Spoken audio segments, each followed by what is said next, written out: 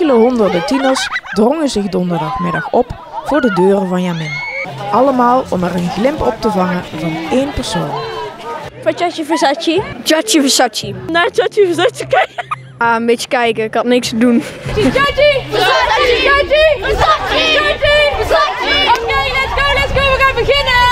We hebben een meet and greet georganiseerd met Saatchi Versace en Jamin heeft een samenwerking met hem. We verkopen exclusief zijn chocoladerepen en daarmee konden een aantal winkels een meet and greet krijgen en daarvan ben ik er één.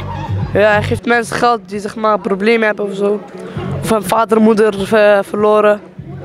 Dat is wel lief van hem, want andere mensen doen dat niet.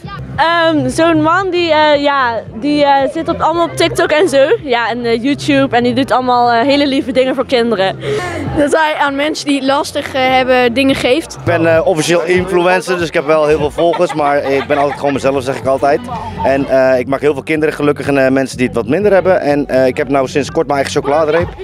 Alle opbrengsten gaan naar kinderen in armoede, wat ik verdien. En we doen meet and greets over het hele land. Dus we dachten, laten we even de mensen in Venray de kans geven om mij te ontmoeten. Nou, ik ben zelf een kind geweest die het niet zo makkelijk had. En ik vind dat kinderen kunnen er niks aan doen dat ze in een moeilijke situatie zitten. En die mogen dan ook wel een helpende hand krijgen. En ik kan mijn eigen jeugd niet veranderen, maar die van anderen wel. En ik had nooit gedacht dat ik een voorbeeld mocht zijn voor andere kinderen. En dat is juist het mooiste wat er is. Wanneer ga je blij naar huis?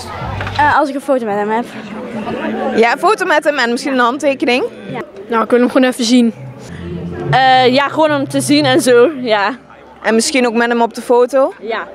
En een handtekening misschien. Als heel veel jongeren heel blij naar buiten gaan, dan is mijn middag geslaagd. Zure zand proberen. 3, 2, 1. Ja, dat is gewoon.